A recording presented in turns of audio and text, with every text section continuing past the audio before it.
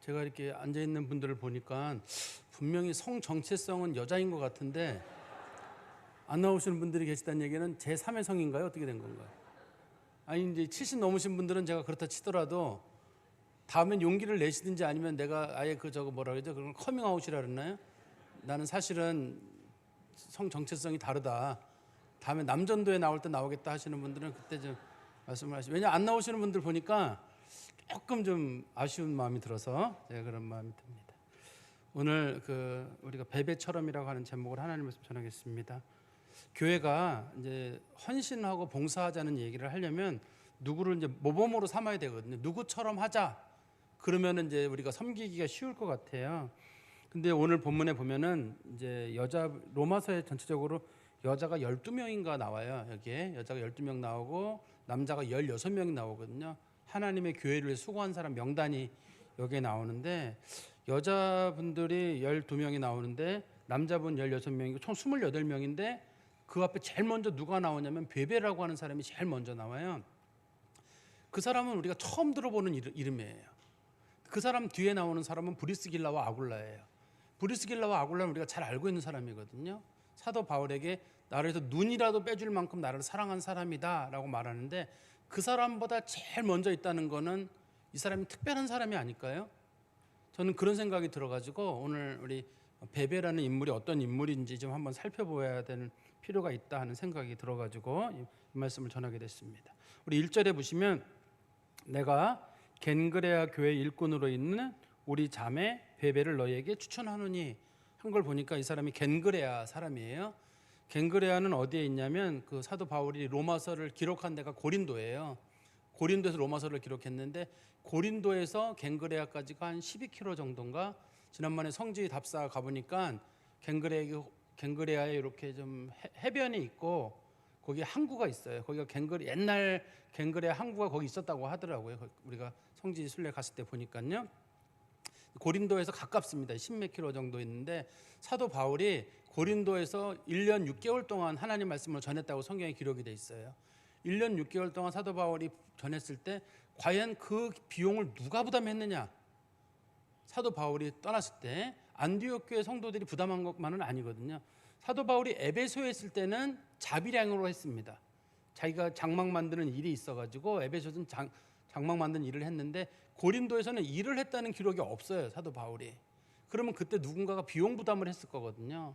사도 바울은 혼자 있는 게 아니잖아요. 사도 바울이 고린도 사역을 할 때는 누가도 있었고 다른 제자들도 같이 있었기 때문에 그 사람들이 전체 비용을 누가 부담했느냐 할 때 오늘 본문의 내용상으로는 이제 베베가 그거를 부담한 것처럼 보여요. 그러면 이 베베라는 이름이 우리나라 말로는 베베고 영어로는 피비라고 부르는데 그리스어로는 포이베라고 부릅니다. 포이베라고 부르는데 뜻이 빛나는 사람이란 뜻이에요. 빛나는 사람이라 그래서 그 사람의 뭐 몸에서 광채가 난다 그러기보다는 그 아폴로의 뭐 딸인가 뭐 그쯤 돼요. 이 사람이 그저 신화에 나오는 인물입니다. 이름이 포이베라는 인물이 신화에 나오는 인물이어서 그런 식으로 이름을 지었는데 어쨌든 이 사람은 유대인은 아니고 이름을 봤을 때 유대인은 아니고 헬라식 이름을 쓰는 고린도 지역 사람인 건 분명하고 그런데 이 사람이 그 사도 바울에게 뭔가 큰 역할을 했기 때문에 사도 바울이 이 사람에게 좀 상당한 정도의 그런 감사의 마음을 표하고 있고 이 사람에게 예의를 갖추라고 좀 얘기를 하고 있거든요. 그러면 겐그레아라는 곳에서 어떤 사건이 있었냐면 성경 말씀해 보시면 사도행전 18장 18절에 이런 표현이 있습니다.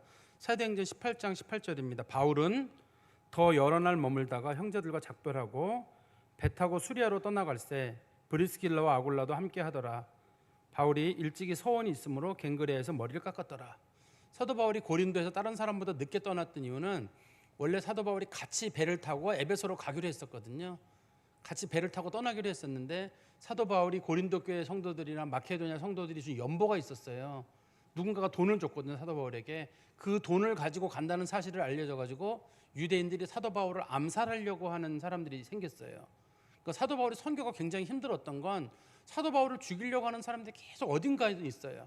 사도 바울이 그 다른 사람들을 먼저 돈을 가지고 배를 타고 에베소로 가게 하고 사도 바울은 육로로 움직이게 되거든요. 당시에. 그때 사도 바울이 겐그레아에서 머리를 깎았다 이렇게 돼 있어요.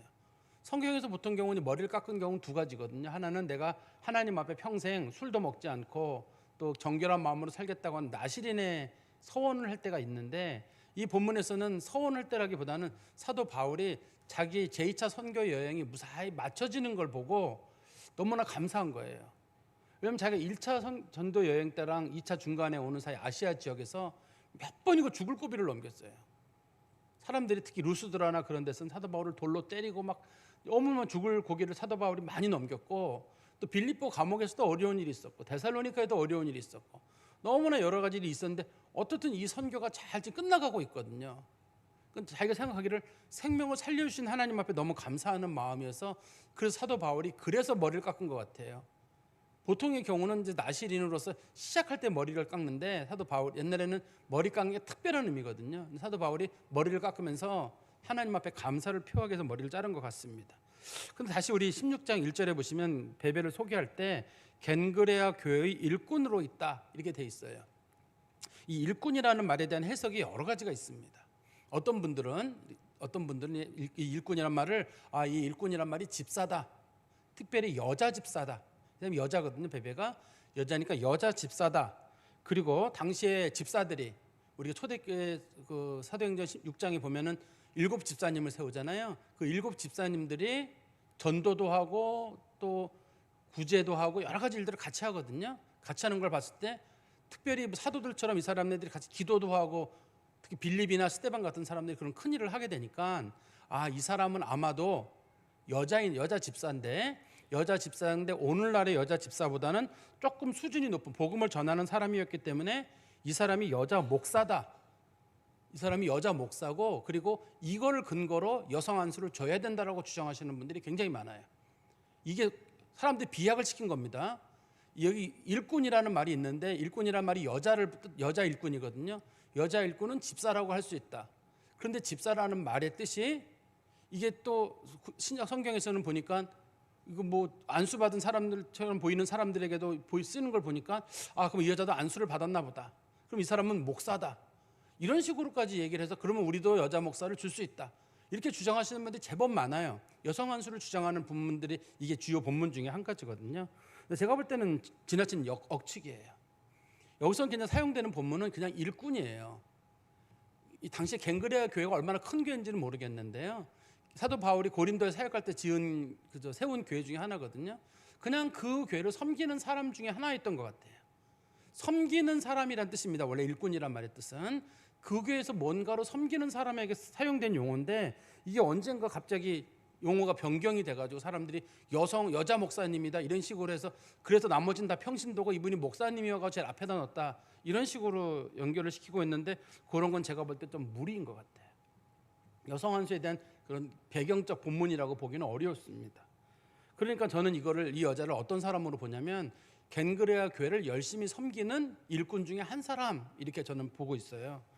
그런데 이걸 보면서 우리가 한 가지 깨닫는 게 있는데, 하나님의 교회에서 일하는 사람들은 다 섬기는 사람들이라는 뜻이에요. 이 사람이 어떻든 이 교회, 제가 나중에 말씀드릴 텐데 상당히 부유한 사람입니다. 이 사람이 상당히 부유한 사람인데도 불구하고 그냥 그 교회는 섬기는 사람이에요. 섬기는 사람인지, 교회에서는 섬김을 받아야 될 만한 사람은 없어요. 우리가 모두가 섬기는 사람이에요. 그런데 나는 섬김을 받을 거야, 뭐도 가져와라 이런 식으로 시킬 수 있는 사람은 하나 없어요.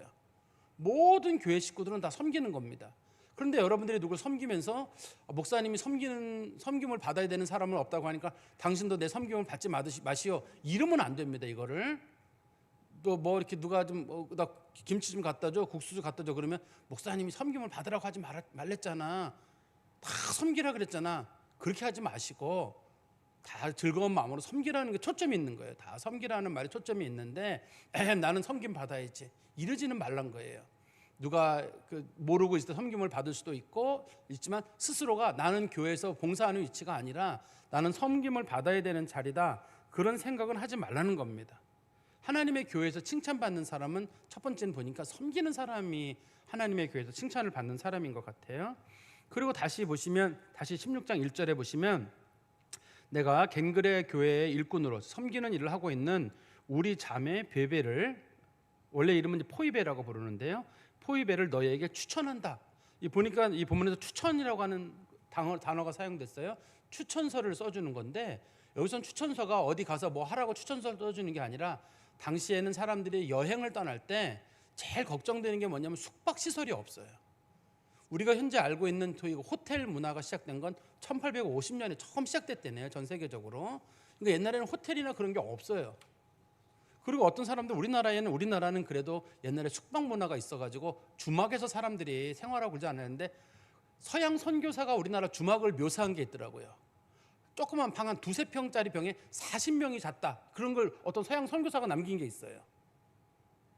그 코 고는 소리야, 사람들 떠드는 소리, 술 먹는 소리 엄청 나서 그런 기록. 그 숙박시설 아니에요. 숙박시설이라기보다는 그냥 그저 뭐 괴짝 더 놓듯이 막 던져놓고 사람들 막 낑겨서 자는 거지. 그건 숙박시설이라고 할 수 없고 정상적인 정도의 숙박시설이라는 건 1850년에 호텔이나 여관 문화가 전 세계 처음으로 들어왔다고 하거든요. 그러니까 어디 여행을 할 때 사람들이 숙박시설이 없으니까 숙박시설 대신에 우리 같은 경우는 만약에 누군가 어디 여행을 가게 되면 제가 아는 분이 만약 제주도에 있다 그러면 제가 전화를 걸어가지고 아무개가 거기 가는데 그 사람 며칠 동안만 좀 잘 돌봐줘 이런 식으로 전화를 할 수 있잖아요.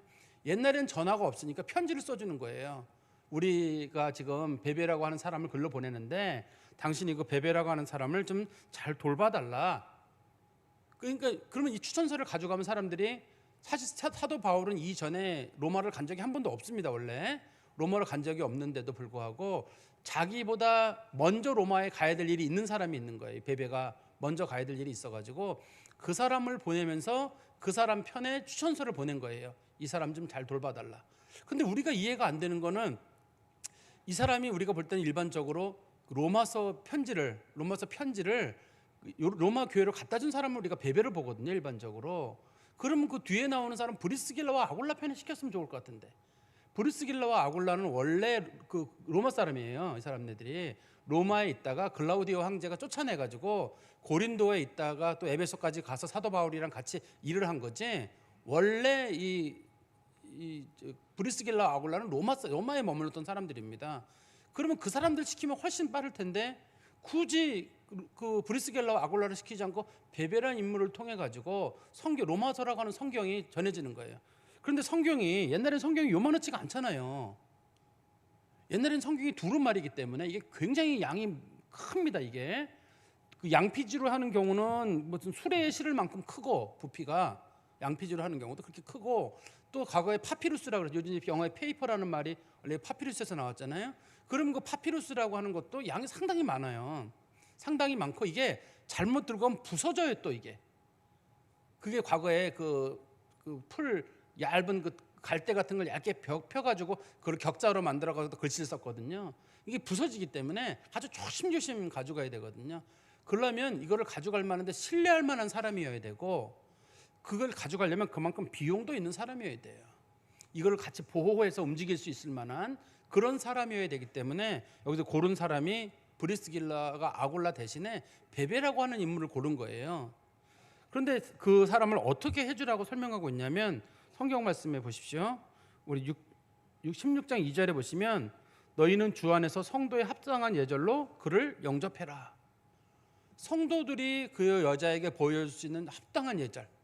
당시에는 성도들은 성도들을 극진히 섬겼나 봐요. 성도가 성도를 극진히 섬기는 게 성도의 도리인 거예요.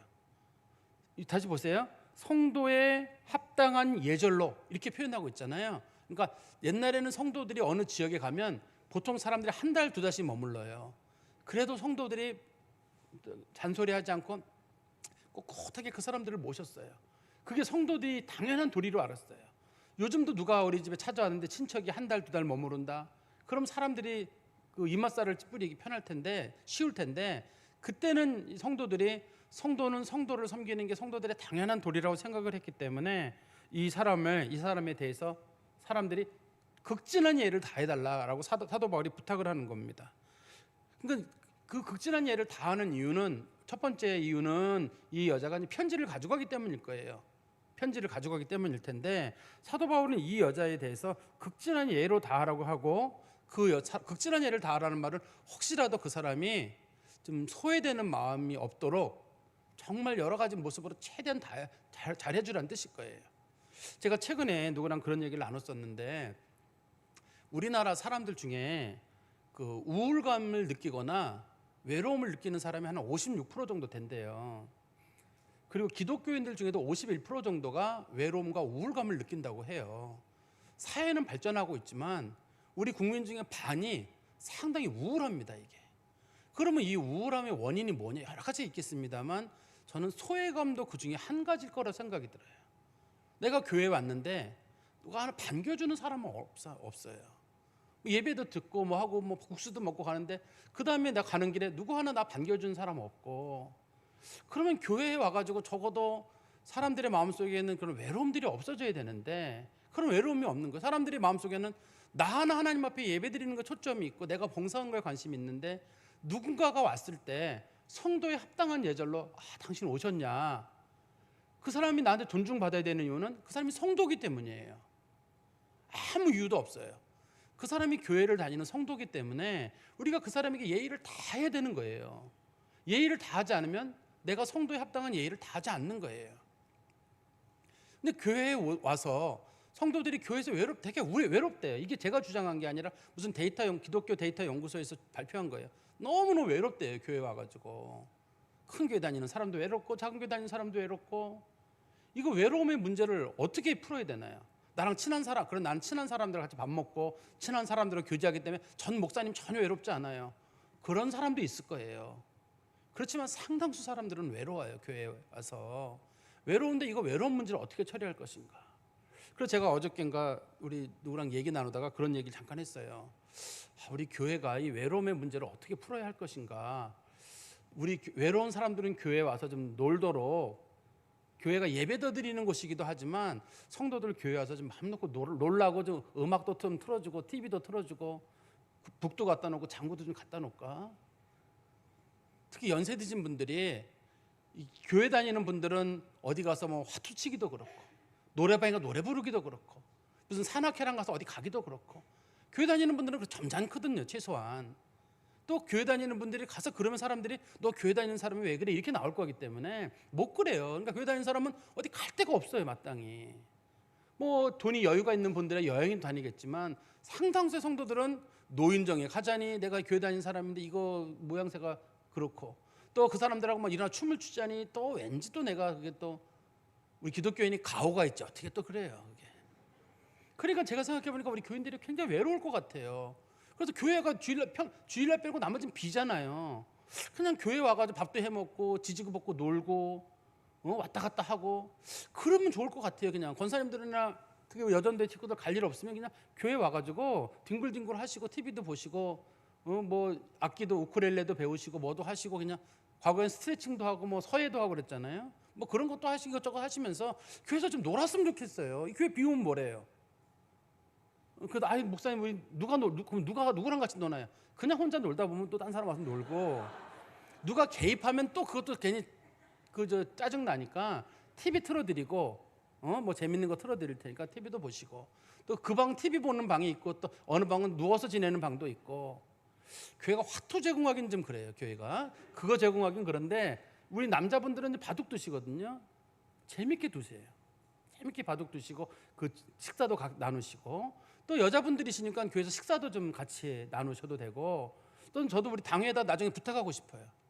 우리가 1년에 적어도 한 500 정도의 예산을 가지고 한 주에 10만 원 정도씩 해가지고 우리 어른들이 와서 맘 놓고 식사할 수 있도록 우리가 부식을 준비해주고 맘 놓고 먹을 수 있도록 그냥 교회에 오는 거예요. 교회에 와서 이것저것 해먹고 뒹굴뒹굴하고 그래야지 그게 마음속에 외로움이 없어지지.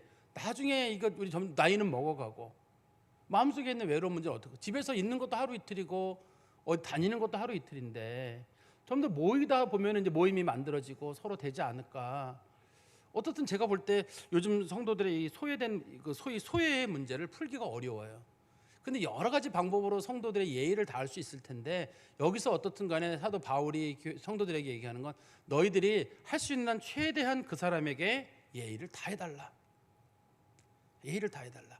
그 사람이 성도로서 조금 더 부족하지 아니하도록 잘해주라는 거죠. 그러면서 또 한 가지 예를 들기를 16장 2절 끝에 중간에 보시면 무엇이든지 그에게 소용되는 바를 도와주라.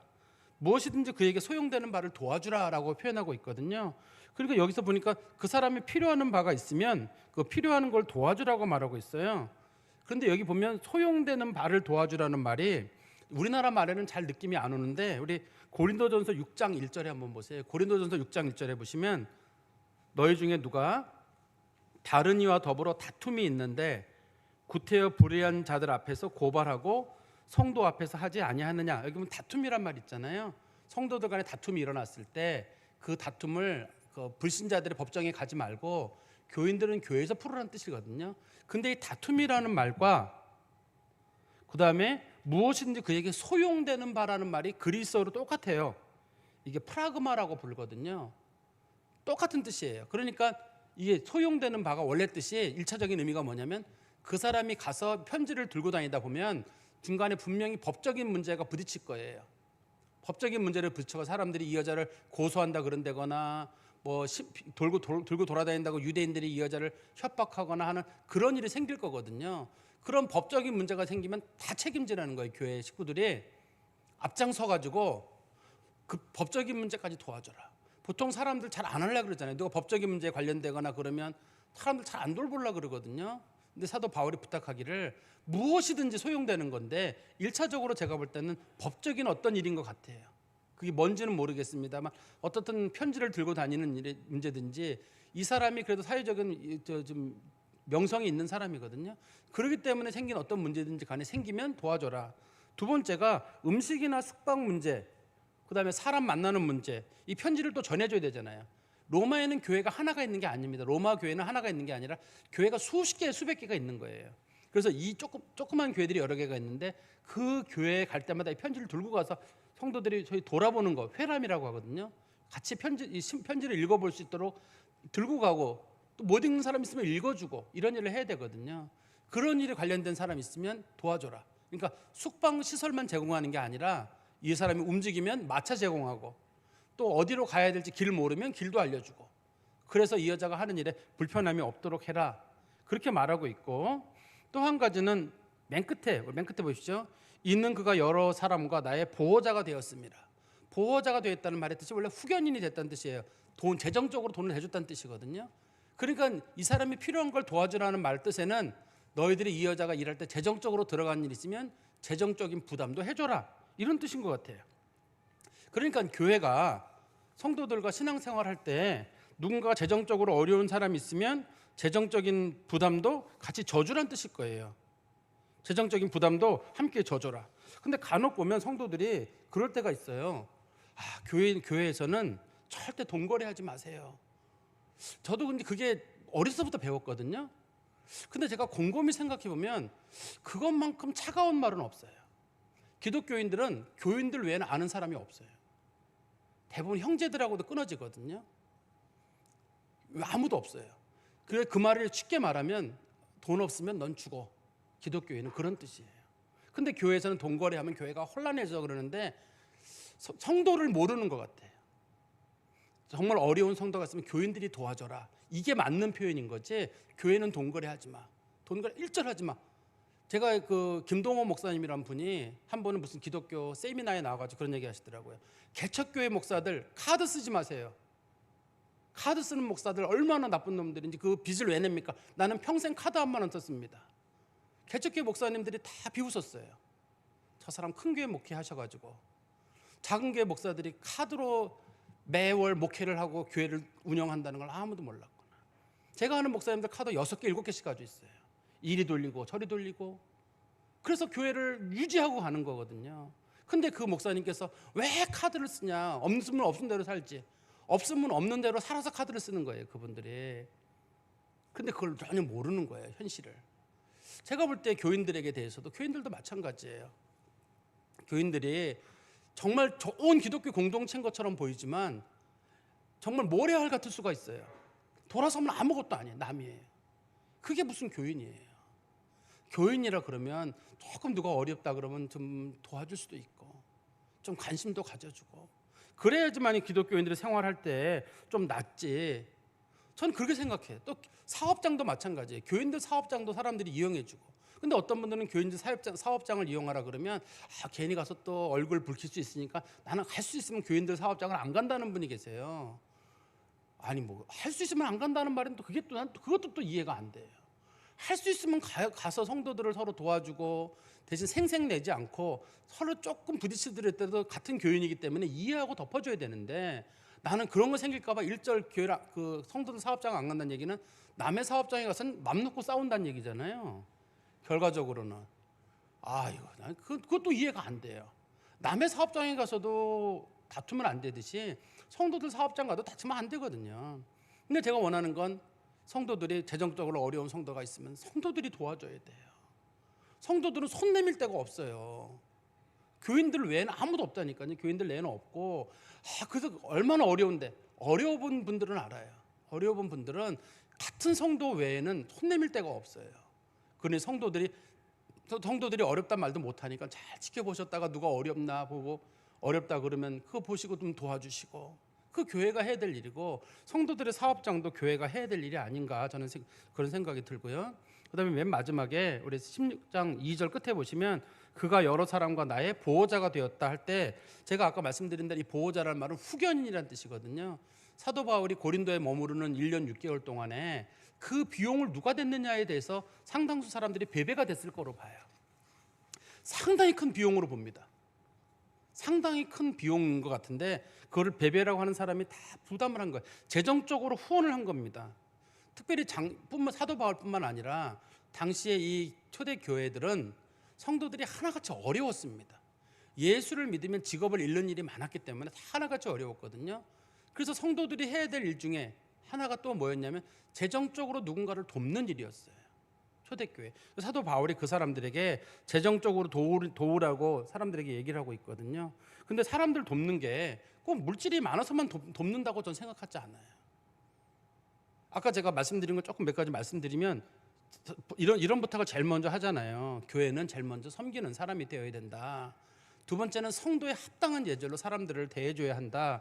그 다음에 누군가가 교회에 누구 봐가지고 누구 뭐 필요한가 잘 보시고 저 사람 저거 필요하겠구나, 저 사람은 저거 먹고 싶겠구나, 저 집 애가 저거 하겠구나 싶으면 그거 잘 기억했다가 자꾸씩 나누는 거예요. 필요한 것들 나눠주는 거고, 그 다음에 맨 마지막이 물질로 섬기는 것들도 하나님 앞에 섬기는 선한 일 중에 한 가지예요. 선뜻 하나님 앞에 돈 내는 거 쉽지 않아요. 그리고 교회가 아니라 할지라도 누군가를 물질로 돕는 일은 쉬운 일은 아닙니다. 그렇지만 하나님 나라에 물질로 도와서 이렇게 성경책에 제일 앞에 기록될 정도라면 물질 쓰는 거 아깝지 않을 것 같아요. 전 교회에 쓰라는 말로 전혀 하는 게 아니고 헌금 내라는 말 하는 것도 전혀 아니에요. 혹시라도 주변에 어려운 사람이 있으면 도와주면, 사도 바울이 얘기를 하잖아요. 이 사람 나 물질적으로 도와줬다. 저도 어려운 날에 물질적으로 도와줬던 분들 이름 기억해요. 얼굴 다 떠올라요. 그때 그분이 도와주셨지, 그때 그분이 그렇게 해주셨지. 기록에도 남겨놔요. 기록에도 다 남겨놔요. 그때 누가 나 어려울 때 도와줬었지. 왜냐하면 물질로 돕는 게 생각보다 어렵습니다. 말은 쉬워도요, 물질로 돕는 게 그렇게 어려운 일이에요. 그러니까 사도 바울이 너무 고맙잖아요. 이 사람이 로마서 편지를 들고 로마로 가기 때문에 극진한 예로 대하라는 뜻도 들어있겠지만, 사도 바울이 봤을 때 자기가 고린도에 머무르는 동안에 자기에게 그렇게 잘해준 사람이니까, 여러분도 누군가를 소개할 때 정말 여러분들에게 잘해준 분에 대해서는 설명을 할 거거든요. 이 사람 진짜 좋은 사람입니다. 이 사람은 무조건 도와주세요. 이 사람이요, 나 어려울 때 비용을 다 대줬으니까 여러분 이 사람 비용은 여러분들이 대주세요. 그럼 사도 바울이 그렇게 얘기하는 거잖아요. 이 사람이 나 어려울 때, 우리 선교 사역할 때, 제2차 선교 여행 때 그거 비용 다 대줬으니 여러분들 제발 이 베베라고 하는 사람 잊지 마시고 도와주십시오. 그러니까 교회가 헌금으로도 봉사하고 헌물로도 봉사하고 몸으로도 봉사하고 다 봉사하는 여러 가지 모습이 있을 수가 있어요. 근데 제일 쉬운 게 돈이에요. 제일 어려운 게 돈이에요. 또 돈으로 봉사하기가 제일 쉽습니다, 원래. 그러면서도 돈으로 봉사하기가 제일 힘들어요. 왜냐하면 사람이 돈 꺼내기가 어려워서 그래요. 그렇지만 우리 말에 곳간에서 인심 난다는 말이 있잖아요. 나눠야지 인심이 있는 거. 빵 하나 나누는 거랑 안 나누고 그냥 맹숭맹숭 앉아있는 거랑 커피 한 잔이나 빵 하나 먹으면서 얘기 나누는 게 다르고, 누구에게 자그마한 과일 하나 나누는 게 다르고 다 달라요. 다 다릅니다. 다르기 때문에 정말 신앙인들은 많이 나누는 거예요. 최대 나눌 수 있는 사람하고 나누는 겁니다. 제가 말씀이 결론을 맺으면 사도 바울이 여기서 세 가지를 부탁하는데요. 첫 번째, 어떤 성도들을 대하든지 간에 우리 여전도의 식구들은 저 사람을 대하는 것이 성도의 합당한 예절로 대하는다는 그런 마음으로 대하는 거예요. 이거는 저 사람이 성도이기 때문에 나한테 존중을 받고 나의 섬김을 받을 만한 자격이 있는 겁니다. 그렇기 때문에 우리가 모든 사람들을 대할 때 성도 대하듯이, 다른 말로는 그리스도를 대하듯이 많은 사람들을 섬기는 마음이 있어야 되고요. 두 번째는 무언가 필요한 사람이 있으면 많이들 도와주셨으면 좋겠어요. 근데 요거 제가 역설인지 모르겠습니다만 우리나라의 그 돈 중에 50%는 60세 이상들이 가지고 있다고 해요. 우리나라 돈 중에 50%는 60대 이상들은 부자가 있고 50대 이하들은 가난하다는 뜻이에요. 근데 우리는 생각하기를 젊은 사람이 어른들 밥을 사야지, 못 사요. 노인이 밥을 사셔야 돼요. 이제는 어른들이 젊은 사람들 밥 사줘야 된다는 뜻이에요. 그래도 젊은 사람 돈 없어요. 여러분 다 가난해요. 여러분보다 젊은 사람들 뭐 내고 가난합니다. 생각보다 애들 공부시키고 정말 가난하니까 밥은 노인이 사주셔야 돼요. 다들 얼굴들이 반짝반짝하는 게 보니까 돈 있는 분들 같아요. 여기 강남 송파 분들이니까 뭐 돈 있겠죠. 뭐 기껏해야 저기 어려운 분들이 성남 하남 분들인데 여기 위례 하남 다 어떻든 강남 송파 분들이니까 어르신들이, 그건 제가 주장한 게 아니라 어떤 분이 목회 컨퍼런스에서 그런 얘기를 하시더라고요. 어른들이 밥 사주세요. 어른들이 젊은 사람들 모임에 가서 돈 여세요. 그렇지 않고서는 한국교회 미래가 없습니다. 젊은 사람들은 돈을 쓰고 싶어도 돈이 없습니다. 시간도 없습니다. 어른들이 쓰세요. 70대 80대들이 쓰세요라고 얘기를 하시더라고요. 그럴 때가 왔어요. 내가 돈이 어디 있어? 나 은퇴 다 하고. 그래도 돈이 더 많은 거예요. 젊은 사람보다 돈이 더 여러분들의 자녀들도 보세요. 돈 쓸 거 없어요. 애들이요. 얼마 벌어도 돈 쓸 거 없어요. 그래도 연세가 들면 돈이 쓸 일이 많지 않잖아요. 물론 어려운 분도 계실 거는 제가 알고 있습니다만 일반적으로 한국 교회의 돈의 반은 60대 이상이 가지고 있다고 하니까, 그다음에 70대 이상이 가진 당도 상당히 많아요. 우리나라 전체 재산 중에. 생각하는 것보다 여러분들이 부자예요. 연세 드신 분들이 부자입니다. 그건 제가 주장하는 게 아니라 우리나라 전체로 봤을 때 70대, 60대, 70대, 80대, 90대가 부자예요. 우리 사회에 부자이기 때문에 젊은 여자들 애기 들고 다니면 빵도 좀 사주시고, 우유값 필요한 거 보시고, 누구 뭐 필요한 거 누구 사주시고, 그러면 저는 교회가 행복한 교회가 될 것 같아요. 그러면 그분들이 받고 그냥 지나가나요? 젊은 사람들이 뭐 받고 그냥 지나가요? 또 갚고 싶고, 보낼 때마다 애들이 가서 그분에게 인사하고, 인사드려라, 너한테 빵 사주신 권사님이다. 그러면 가서 머리 바짝 숙이고 또 그러고 또 그러면 또 사주고 싶고, 그러잖아요. 근데 젊은 사람들에게 사줘라. 그런데 젊은 사람들은 사줄 수가 있나요? 애들 키우고 여력이 없으니 자기 그냥 입만 겨우 먹고 사는데. 근데 우리들의 과거에는 젊은 사람이 사주는 거였어요. 아무리 힘들어도 젊은 사람이 사주는 거였는데 시대가 바뀌었어요. 여러분도 들었겠지만 부모 세대보다 처음으로 가난한 세대가 요즘 자식 세대라고 하잖아요. 자식 세대가 가난한 세대가 왔거든요. 쓰고 싶어도 쓸 수 없으니 어른들이 좀 넓은 마음으로 경제적인 필요도 좀 도와주시고, 그러면 하나님 성경책에 지금 사도 바울의 편지 28명의 인물 중에 여기는 굵직굵직한 인물이 많이 나옵니다. 28명 중에는. 그렇지만 그 중에 제일 앞면에는 이 베베가 나와요. 베베가 한 거 뭐였냐? 여기 보니까 실제로 베베가 한 건 딱 하나예요. 나 어려울 때 돈 도와줬다는 거예요. 실질적으로 딱 핵심적인 내용으로 기록된 건 딱 한 가지밖에 없거든요. 엄밀하게는 그 사람 나 어려울 때 물질로 도와줬다. 물질로 도와주는 게 그만큼 힘이 있나 봐요. 사도 바울이 그만큼 그게 눈물겹게 고마웠던 것 같아요. 저는 우리 교회 여전도회가 좀 그런 일을 할 수 있도록, 여유가 있는 분들은 여유 있는 대로 좀 도와주시고, 어려운 사람 도와주시고, 또 좀 소외된 사람들도 교회 오면 다 인사도 좀 받아주시고, 또 교회 마땅히 어디 갈 데 없는 분들은 교회 와서 좀 쉬시고. 교회가 여름에는 시원하고 겨울에는 따뜻해요. 겨울에 그냥 딴 데 가지 마시고 교회 와서 에어컨 안 돌아가는데 그러지 마시고, 뭐 행정관제가 어떻게 나올지 모르겠는데 어떤 간에 에어컨 틀 수 있고 그러니까요, 교회 와서 쉬시고, 뭐 교회에서 얘기도 나누시고, 그러면서 외로움도 좀 없애시고, 그런 우리 전도회로 변해가기를 간절히 소망합니다. 기도하겠습니다. 하나님 아버지, 주님 안에 감사합니다. 하나님께서 우리 교회 여전도 애들을 통해서 교회를 세우게 하신 거 감사합니다. 각각의 여전도 애들이 정말 열심히 일합니다. 1여전도회부터 8여전도회까지 아이들 들러업고 심지어는 남편들까지 동원되어서 국수도 만들고 또 심부름도 하고 남자 성도들보다 여러 배 열심히 하는 것을 우리가 잘 알고 있습니다. 하나님께서 여종들의 수고를 기억하시리라 분명히 믿습니다.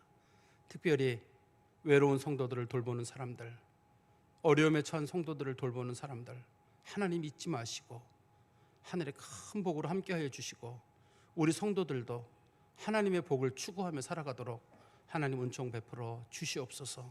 예수 그리스도의 이름으로 기도하옵나이다. 아멘.